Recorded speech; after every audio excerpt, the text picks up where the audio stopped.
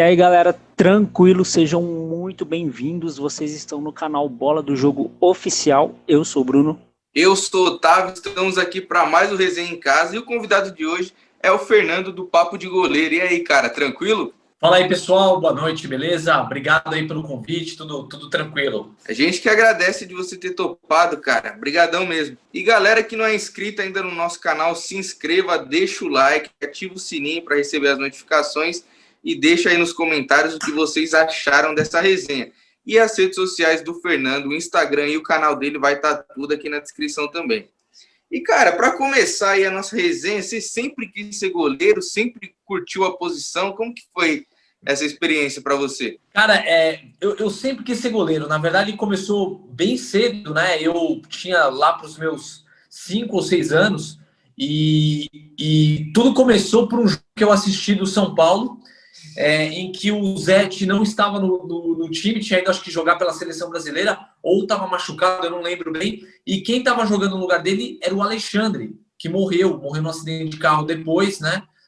2 anos depois, mais ou menos, e foi por causa dele que eu comecei a ser goleiro, porque eu vi a atuação dele num jogo do São Paulo, que ele foi um monstro, absurdamente bem, e uma quantidade muito grande de bolas no gol, em que ele teve que mostrar toda a sua agilidade e o porquê que era o goleiro reserva do São Paulo, né? Que naquela época ser goleiro reserva de grande clube era muita coisa. Hoje em dia você vê goleiro sendo titular de grandes clubes que nem são goleiros que estão à altura dos clubes, mas enfim, é um outro assunto. Mas foi mais por causa do Alexandre que eu comecei a ser goleiro e, claro, depois o Zete voltou e aí, por conta do Zete, esse negócio de ser goleiro virou uma paixão absurda. Bacana, cara, interessante. E assim, se apresenta um pouquinho aí pra galera, assim, poder te conhecer um pouquinho melhor e saber quem é você. Bom, o meu nome é Fernando Richter, né? Eu criei o Papo de Goleiro. Antes do Papo de Goleiro, claro, eu sou jornalista formado, né? Trabalhei um tempinho na revista Placar, eu ajudei a construir o jornal Placar, que era um jornal que, inclusive, foi distribuído nas ruas durante um tempo, né?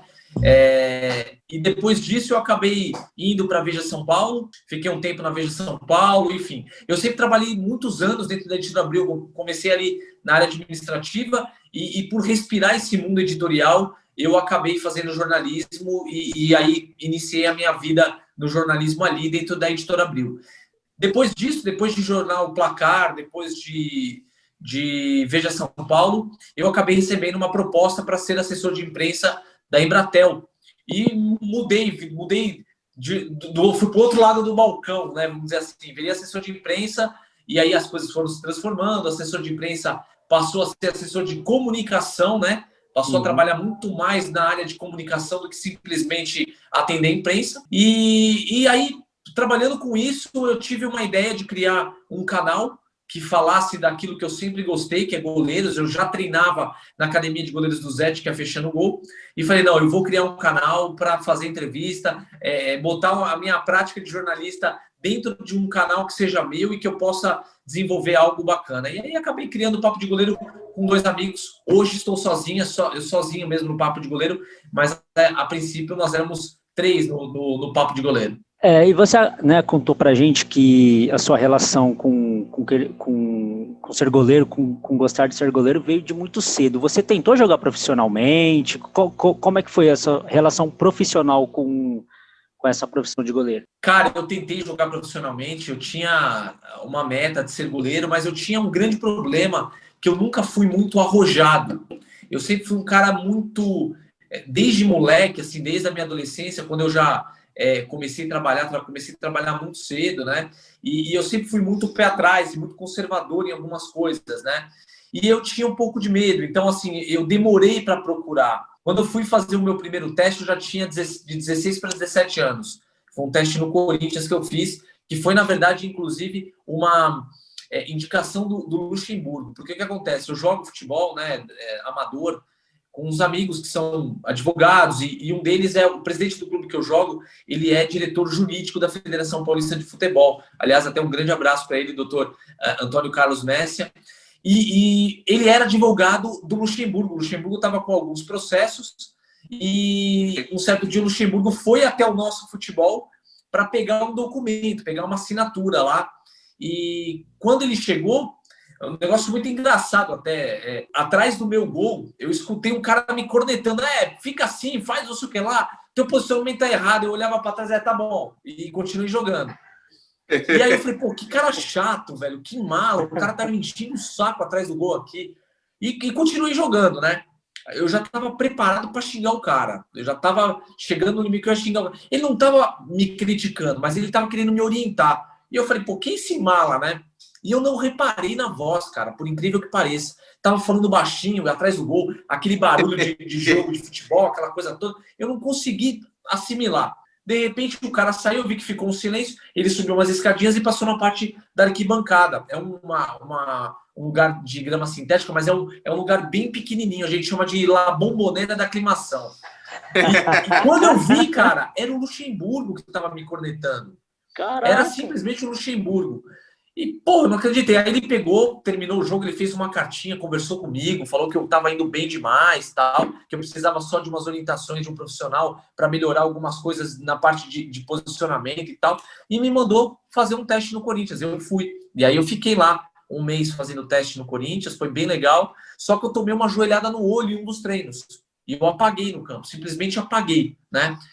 Criou uma bola que eu quase tive uma ruptura aqui nesse osso, foi por muito pouco mesmo. E aí eu tive que ficar parado ali uns 4, 5 meses. Quando eu voltei, já não tinha lugar para mim mais, né? Nessa idade aí é muita gente, né? Muita gente. E aí eu acabei desencanando. Só que no ano seguinte, o Flávio Prado, também jornalista, que nós temos um time, né? Hoje é o turma do Flávio Prado. Ele pegou e falou com o Zete. O Zete era o treinador do São Paulo dos juniores, na época se chamava juniores, né? E ele ligou para o Zé e falou, queria que você desse uma avaliada no meu goleiro, nem que fosse só para avaliar sem nenhum compromisso mesmo. E aí eu fui também fazer teste no São Paulo, fiquei lá uma semana treinando com eles lá, e aí o Zé foi muito sincero, falou, olha, hoje, para você seguir num clube grande, é necessário você, no mínimo, ter um bom empresário que vai conseguir te ajeitar algumas coisas dentro do clube. Infelizmente, assim funciona. E ele até falou, posso te fazer cartinha para você ir pro... Na época era tudo cartinha, né? Hoje não tem mais isso, né? Hoje o cara manda um WhatsApp, tô te mandando um goleiro tal aí, enfim. Mas era cartinha. Ele falou, se quiser eu faço uma cartinha para Ponte Preta e Guarani, que eu tenho abertura legal lá, para você fazer teste. Aí eu desencanei. Eu já estava trabalhando na Editora Abril. Falei, legal, obrigado, Zé, valeu, mas eu acho que não vai ser isso. Eu desanimei total, assim, sabe? E desencanei, fui trabalhar, até que entrei no jornalismo e daí para frente vocês já sabem. E, cara, na sua opinião, como você trabalha com isso praticamente, entrevista vários goleiros, você acha que a função de goleiro nos dias de hoje tem mais importância do que antigamente? Eu acho que, na verdade, a importância do goleiro sempre existiu. O problema é que não davam essa importância para o goleiro. Essa é a questão. Quando eu bati um papo uma vez com o professor Valdir Joaquim de Moraes, né, o grande professor Valdir, ele disse que ele sempre se sentiu uma peça isolada dentro do campo, porque, de fato, o goleiro sempre foi aquele cara que, aquele cara ali não dá certo na linha, vai pro gol, né? É o cara ruim de linha, vai pro gol. E tinha muito isso mesmo, de acharem que era isso o goleiro, né? Mas não é. O goleiro, para ser goleiro, você tem que ter uma paixão, tem que correr no sangue aqui alguma coisa, sabe? A mais aí de ser goleiro. É um negócio muito louco. E eu acho que agora estão começando a dar um pouquinho mais de visibilidade para os goleiros devido aos feitos que aconteceram, né?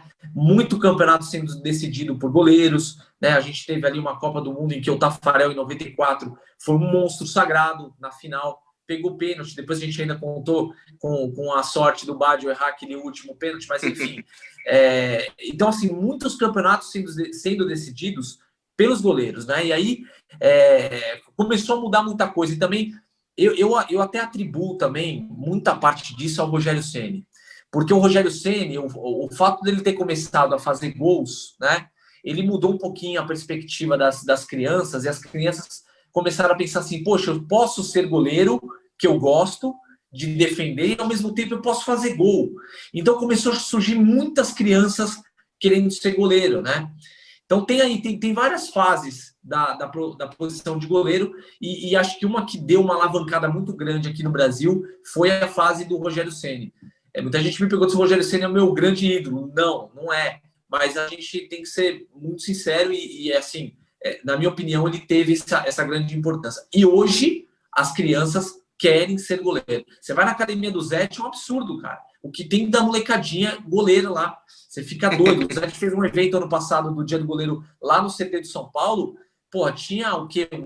Umas 100 crianças, fora os adultos, né? Mas tinha umas 100 crianças, todas fardadas com a camisetinha do Zete e tal. Muito legal, cara. Então, eu acho que hoje estão começando a dar mais valor para o goleiro. Sim, até no caso um complemento para essa pergunta seria talvez não a importância, mas o reconhecimento, e aí entra em tudo isso que você acabou de falar para a gente, assim, é interessante. Com certeza. E assim, desde quando você começou até agora que você é tipo especialista e tem o canal em relação a goleiros, quais são as principais diferenças que você consegue ver, tipo, desde quando você começou até hoje em dia, em relação ao treino, aos equipamentos, quais foram as mudanças e o quanto isso é importante? Nossa, cara, a pergunta é muito boa, porque mudou muita coisa, assim, mas muita coisa mesmo. E olha que eu sou novo, então tem muita mudança. A posição de goleiro, ela muda muito, ela é muito constante, essa mudança.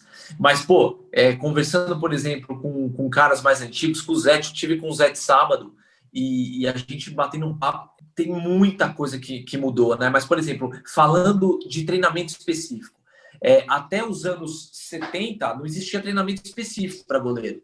Foi o professor Valdir Joaquim de Moraes aqui em São Paulo e o professor Carlesso no Rio de Janeiro, que começaram com essa modalidade aí, com essa ideia de se treinar goleiros.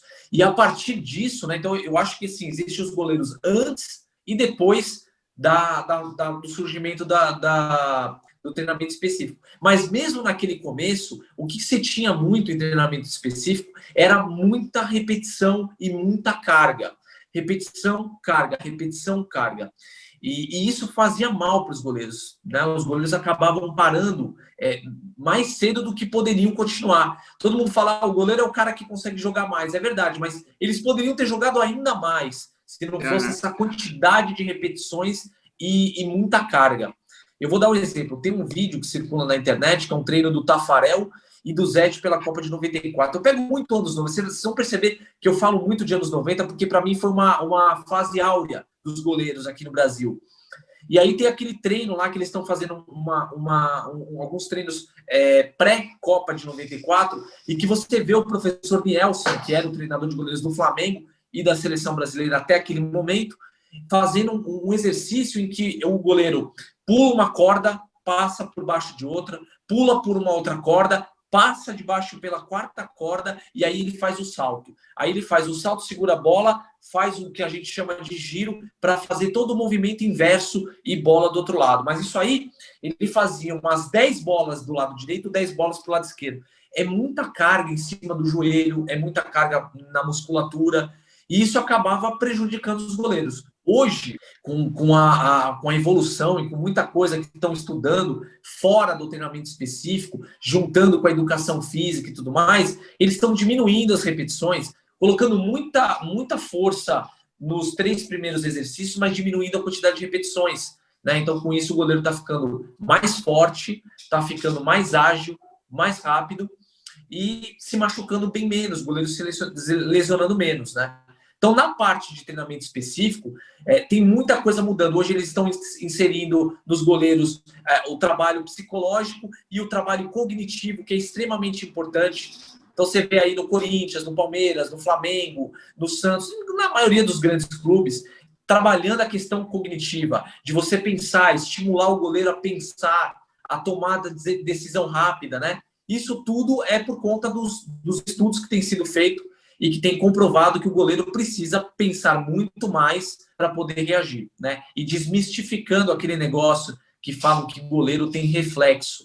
O goleiro não tem reflexo, né? A gente precisa acabar com essa palavra. Olha, pegou no reflexo. Não, reflexo é um movimento involuntário do corpo. Piscar é um reflexo. O goleiro, ele reage. Então, aquilo que o goleiro faz é uma velocidade de reação do goleiro. Então, tudo faz parte dos estudos. Nessa parte de treinamento específico, é isso, né? Essa evolução, é mais nessa parte. Agora, de materiais, então, nem se fala. As luvas dos goleiros eram ruins, eram luvas que não tinham o que a gente chama de grip, né? que a aderência era pouquíssimo gripe, eram luvas muito soltas na mão, que deixava a mão muito mais fácil de quebrar dedo e tudo mais. As roupas eram pesadas, o goleiro usava roupa com almofada do lado, aquelas almofadadas do lado, cotovelo com um monte de coisa. Não existe mais isso. Acabou. Hoje o goleiro, quanto mais leve ele tiver, com o uniforme, melhor, né? Os equipamentos hoje estão muito melhores, as luvas estão cada vez mais compactas e muito mais... elas te deixam com muito mais segurança, né? Além de você conseguir ter muito mais contato com a bola. Então, assim, tudo evoluiu. A única coisa que evoluiu e que atrapalha o goleiro, de fato, é a bola. Porque as bolas vão ficando cada vez mais leves, né? Eles têm feito isso. E cara, e assim, é de se entender. Porque o grande momento do futebol é o gol. Então, eles querem mais gols. Isso daí é ok. Mas é por isso que o goleiro trabalha mais. E os equipamentos que são feitos para os goleiros também estão evoluindo cada vez mais por conta das mudanças que o futebol acaba tendo, né? Mudança de regra o tempo todo, enfim. Então, o goleiro está numa evolução constante.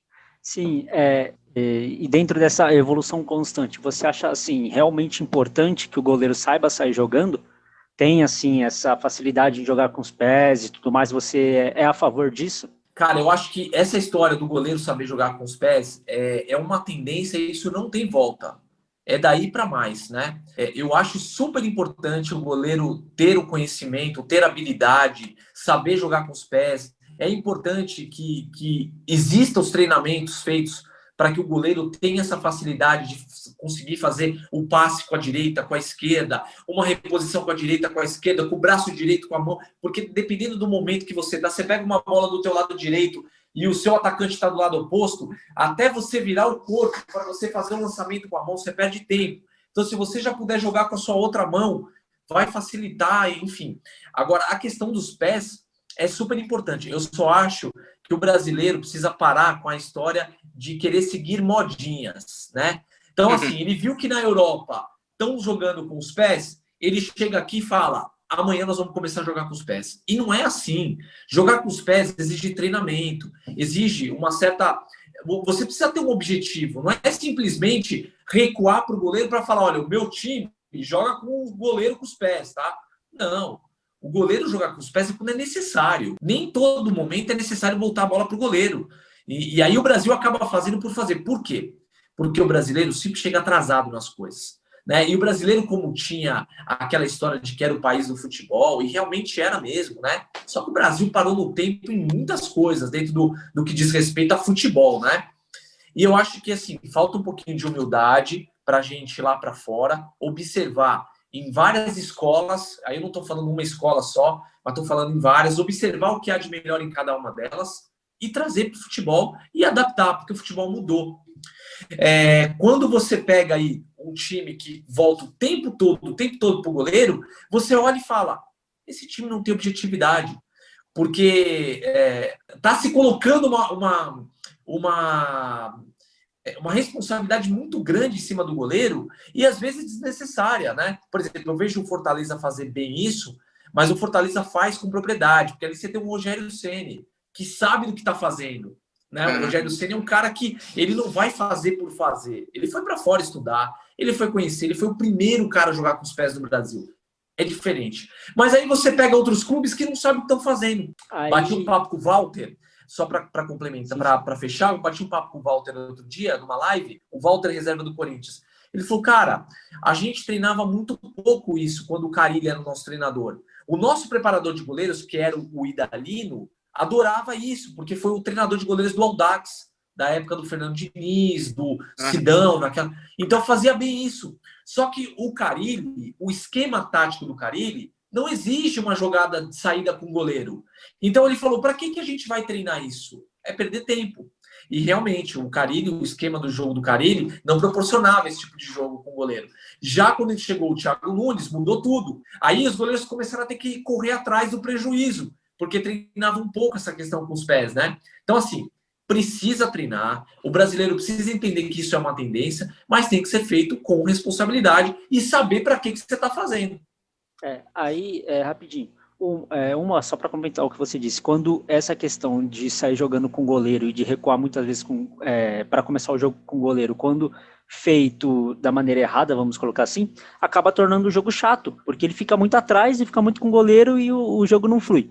E uma outra coisa, e aí, no caso, até uma pergunta, você não acha que esse trabalho, não acha, e aí até a dúvida e tal, a pergunta, você não acha que esse trabalho de ensinar, tipo, a garotada, a molecada, assim, que não tem que vir das categorias de base, dos clubes, de já começar com essa ideia de goleiro jogar com os pés e tudo mais. E pelo que você observa, isso vem sendo feito ou não? São pontos ou clubes específicos que fazem isso? Bom, outra boa pergunta, quando a gente começou o canal, isso não era feito no Brasil, cara. O canal começou dia 1º de setembro de 2016, aniversário do Corinthians até. E, e aí a gente começou a frequentar alguns clubes para conversar com os goleiros, treinadores de goleiros, e a gente percebeu que isso não era feito. A gente percebeu, inclusive, uma coisa muito ruim em clube grande, que era um afastamento entre profissional e base, sabe? Não tinha ali alguém nesse meio termo que fizesse uma ligação entre o que era feito no profissional com a base. Isso é péssimo, cara. Isso é ruim demais. E a gente ficou muito decepcionado. Eu falei, pô, que estranho, né? Eu tô entrando meio que agora nesse mundo aí do futebol e conhecendo as coisas, e a gente viu um distanciamento tão grande, por isso que o futebol brasileiro tá numa certa decadência, né? Não deu outra. Depois veio aí o 7-1 para comprovar tudo isso. Mas aí, ao longo do tempo, né? Eu acho até que uma pressão que vem de fora, né? E até uma pressão meio que mercadológica também, porque começam a comprar menos jogadores do Brasil, aí o Brasil começa a se preocupar. Foi que o Brasil foi pensar... Quando eu falo Brasil, é porque é um geralzão mesmo. Mas quando eles foram pensar em ter essa aproximação entre profissional e base, e aí sim começar a fazer um trabalho de planejamento, tem um nome isso, até esqueci agora, é um planejamento entre as duas categorias, né? E isso é legal, tá acontecendo agora. Agora a gente vê que a base já tem trabalhado bastante a questão dos pés, todos os clubes estão trabalhando muito. Antigamente, para você ter uma ideia, quando a gente estava falando lá, anos 70, 80, 90 e até 2000, os trabalhos com os goleiros em treinamento era muito técnico. Era muita pegada, o encaixe, a cama, a queda e não sei o quê.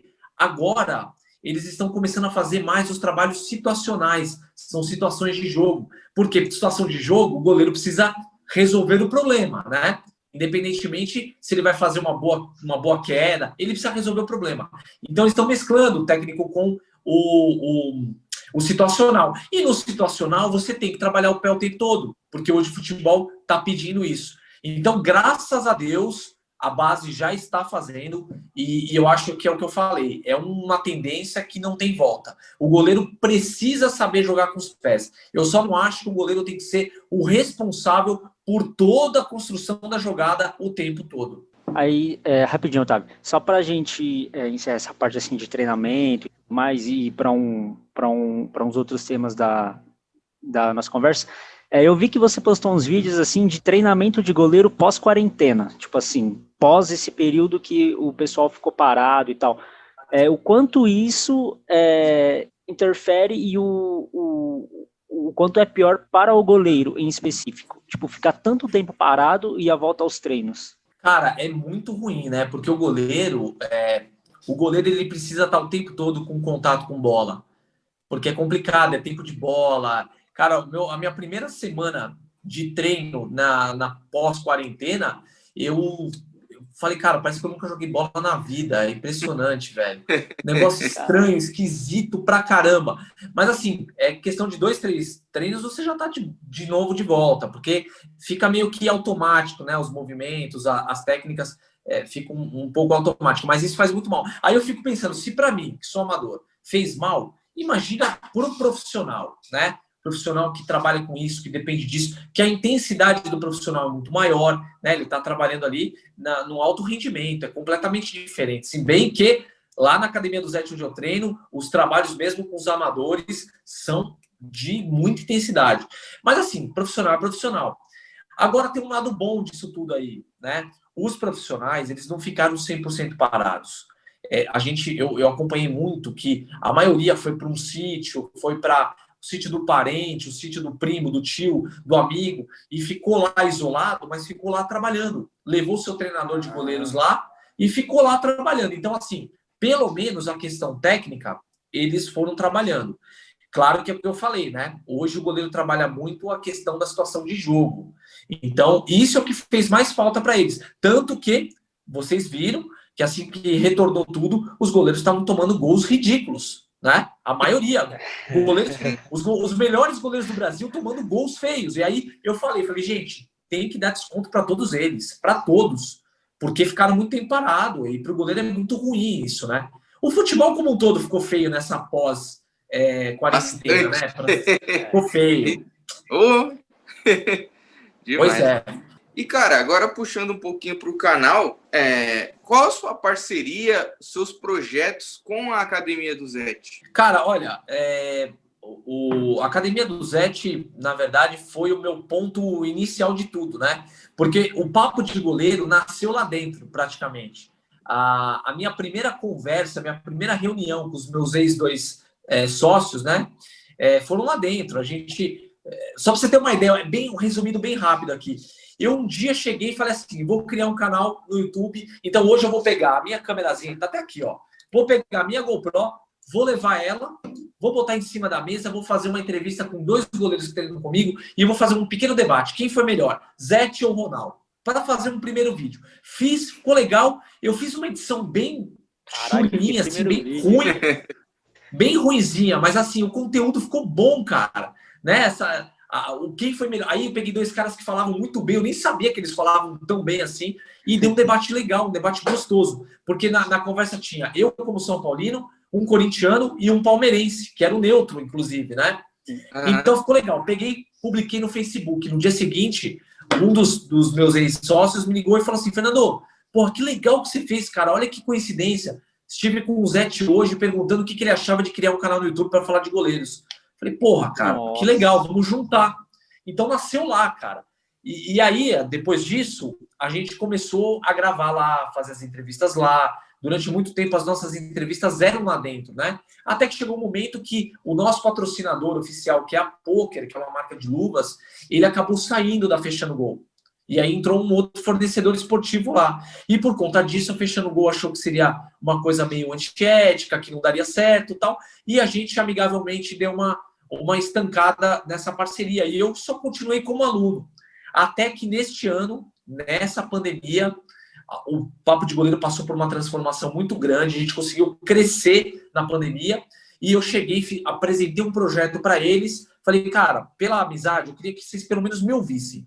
Só isso, sem compromisso. E fui lá, apresentei um projeto, eles adoraram. Eles entenderam que o fato deles terem um fornecedor esportivo e eu, o Papo de Goleiro, ter outro, não impede da gente fazer trabalhos em prol da categoria.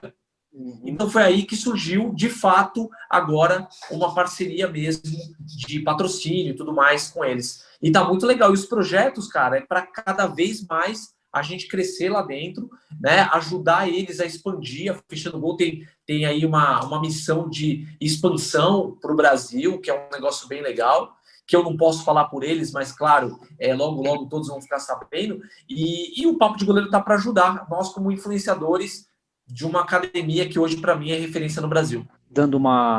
Tava vendo os vídeos que você tá produzindo, com tudo que você tá fazendo, e tem entrevista com, vários goleiros e tal, tanto uns goleiros tipo de hoje em dia, quanto os goleiros das antigas, alguns que já pararam e tudo mais. Dentre todas não, né? Mas teve alguma marcante, alguma que foi mais resenha, ou alguma que você queria muito fazer e te marcou? Cara, assim, para mim, entrevistar o meu grande ídolo, que é o Zete, foi uma coisa absurda, assim, de bom. Porque, primeiro que ele é um cara extremamente do bem, tem muita história. A gente ainda existe uma conversa pendente nossa aí de fazer, até tô aqui adiantando para vocês, a gente quer fazer uma série do Zete com uns 10 vídeos para ser publicado, um vídeo a cada mês, né? Contando muita história de bastidor, coisa que ele viveu, né? Porque ele tem muita história, cara. Você chega lá para bater um papo com ele, ele vai te contar coisas absurdas do futebol. Mas, assim, muitas foram muito legais, cara. A primeira que a gente fez com o Deola foi muito legal, porque ele abriu o coração pra gente. Ele falou o quanto ele se arrependeu do jeito que ele foi, né, como jogador de futebol no início dele, que ele acabou batendo de frente com muita gente no Palmeiras, e isso acabou prejudicando um pouquinho, assim, a carreira dele, né? Mas, putz, tem muita entrevista boa, cara, com os treinadores de goleiros, Thiago Mel, do Coritiba, um cara muito inteligente. O Walter, do Corinthians, também muito bom. O Everton, do Palmeiras, também mandou bem demais. A entrevista com o Raí, cara, foi muito legal, porque o Raí a gente pegou uma visão do atacante com relação ao goleiro. E ele conseguiu mostrar pra gente umas coisas muito legais que a gente acaba não tendo isso como visão, né? A visão do goleiro, a visão do atacante com relação ao goleiro, né?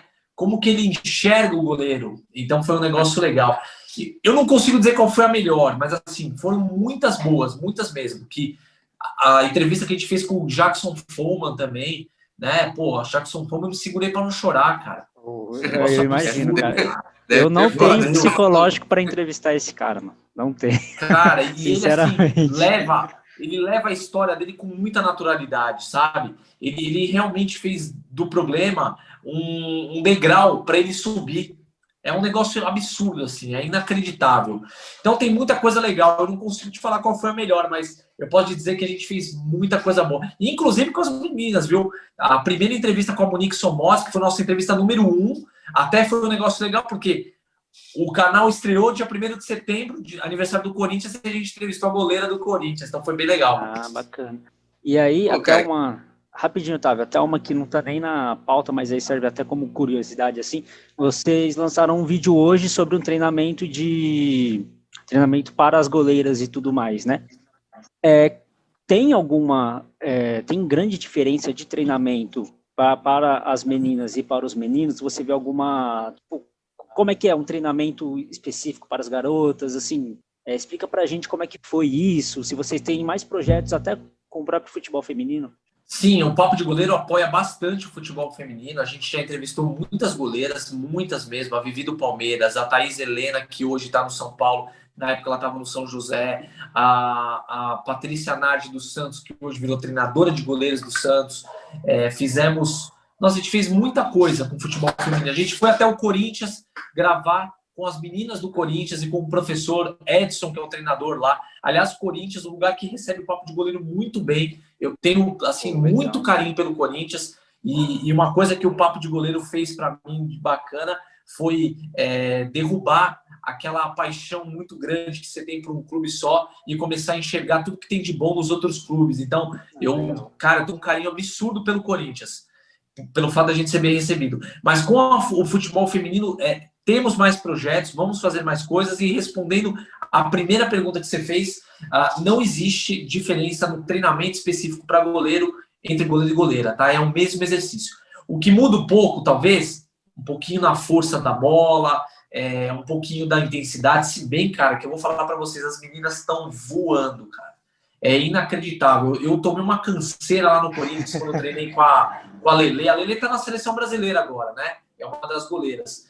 Meu Deus, a Lelê, a goleira reserva, esqueci o nome dela agora, meu Deus, mas elas são muito boas, elas são muito rápidas, tem força física, sabe? Tem explosão. Então é muito legal e na verdade, cara, as meninas nem querem que tenha diferença.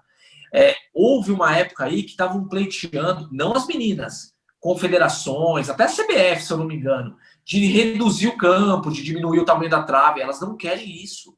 Elas não querem. O que elas querem é reconhecimento igual, né? Elas querem que elas sejam valorizadas, valorização do esporte, da modalidade.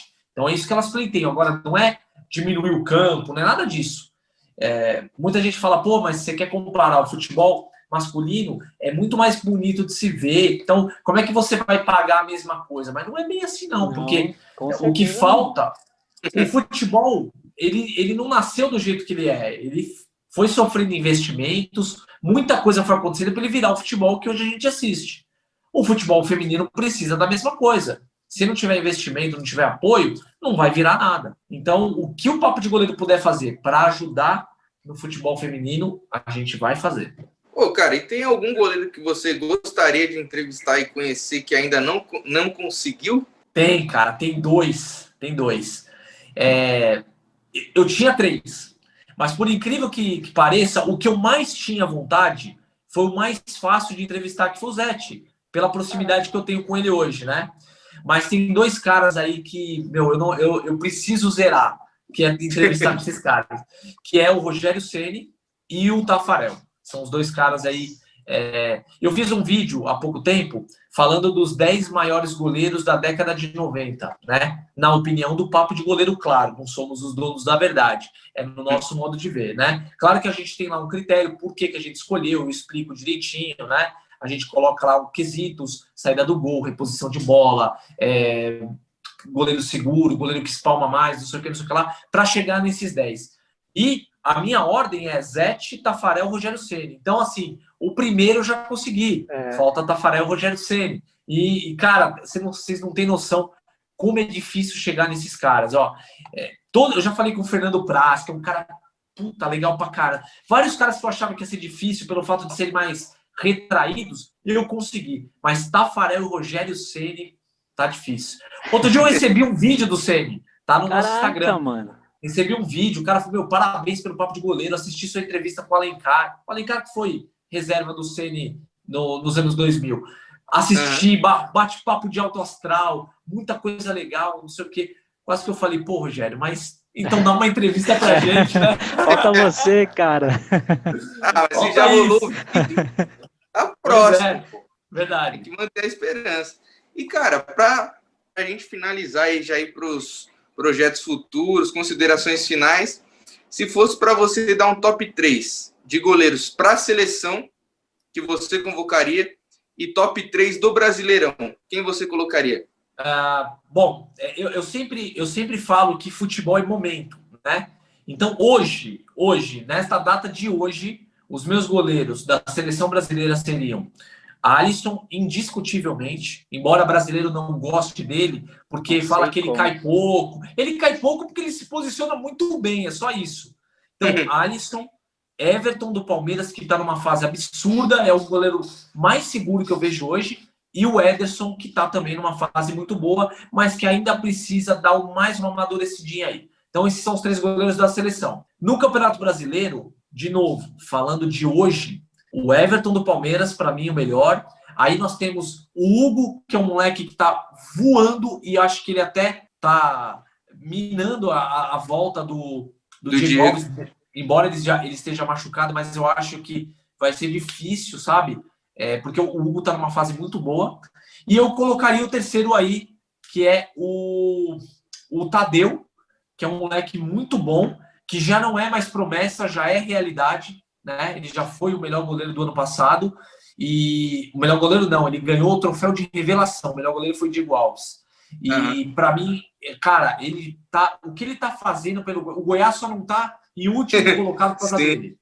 Eu te fiz essa pergunta especificamente por causa disso.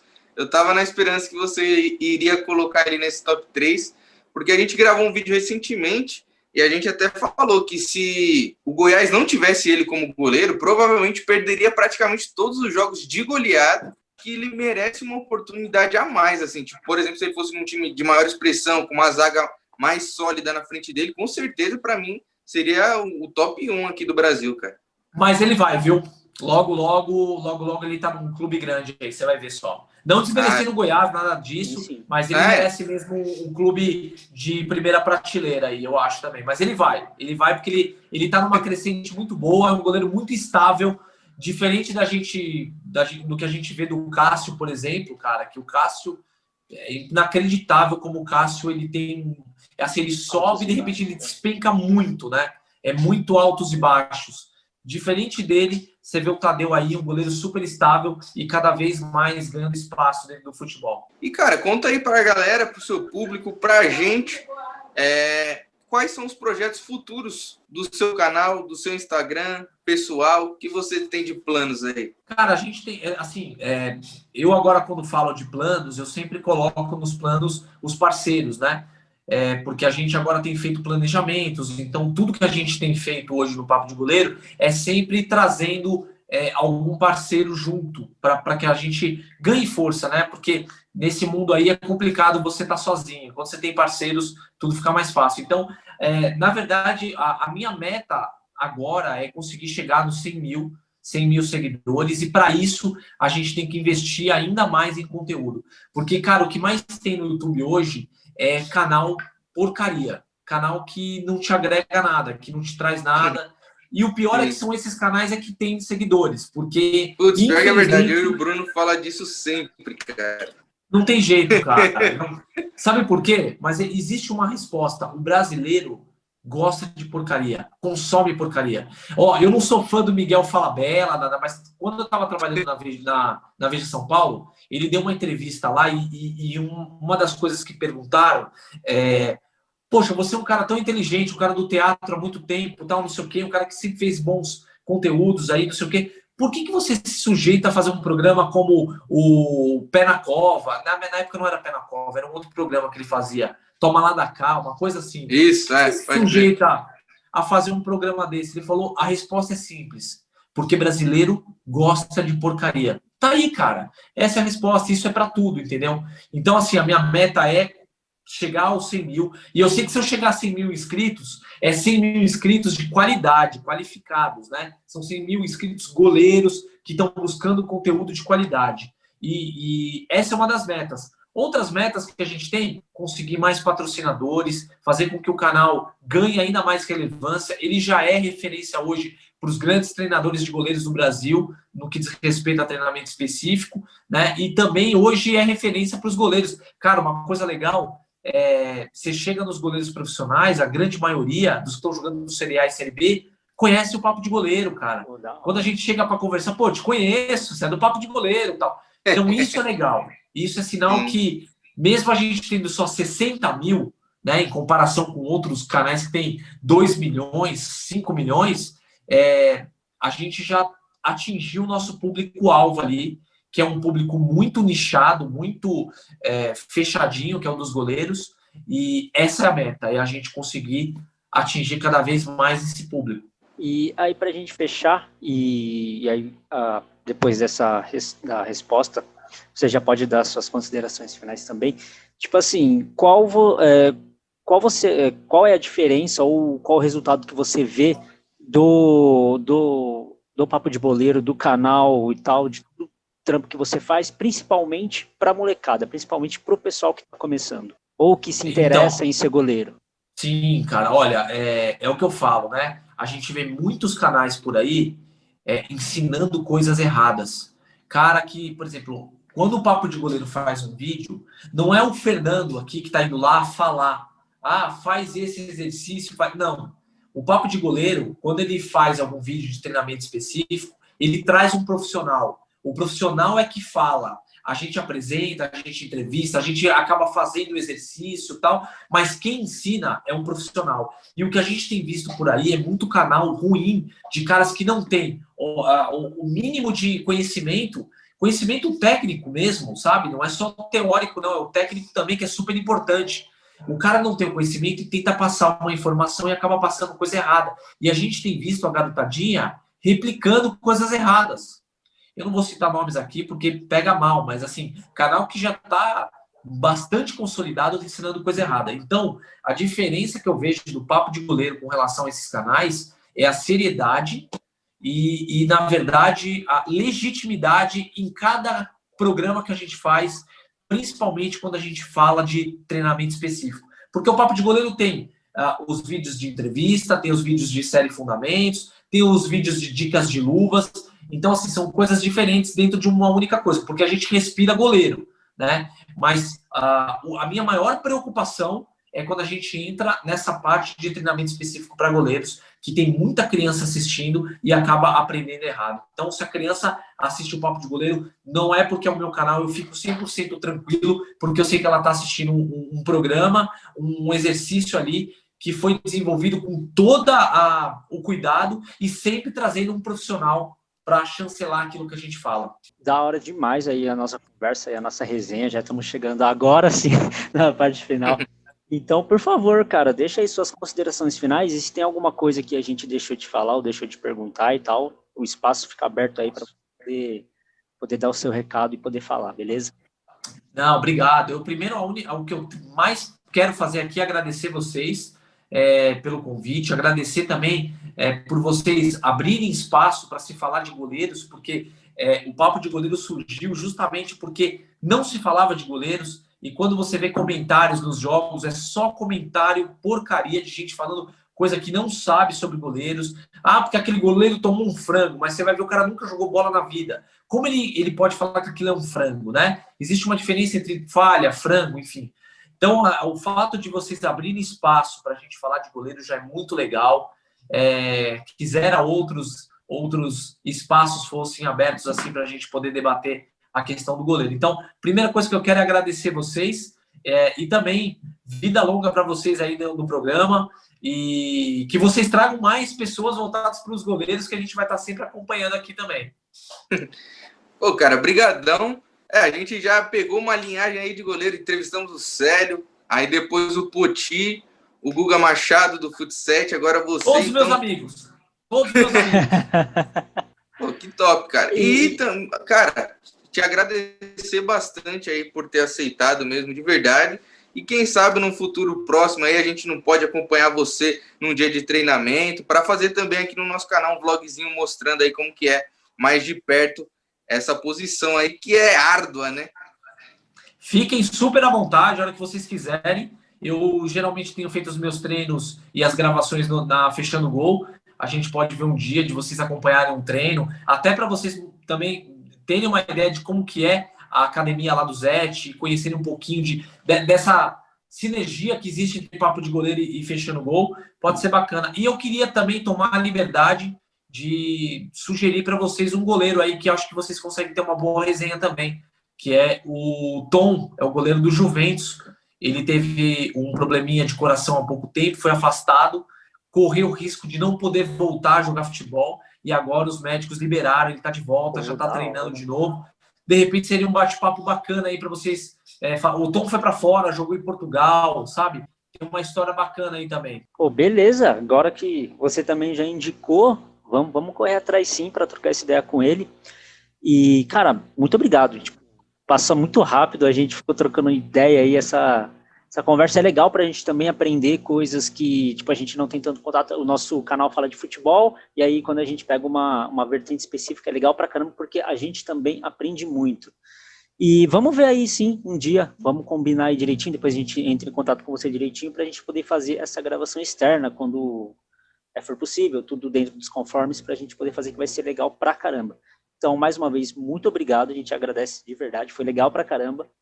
E quando for sair o vídeo, essas coisas, a gente também te informa e te passa direitinho, beleza? Maravilha, Bruno, obrigado, Otávio, valeu mesmo, contem comigo. Obrigadão, cara. E galera que assistiu até agora, se inscreva no nosso canal, deixa o like, comenta e segue o Papo de Goleiro também, do Fernando, que vai estar tudo aqui na descrição, o Instagram, o canal e o que ele quiser mais que a gente deixa aí, vai estar tudo na descrição. E até o próximo vídeo, galera.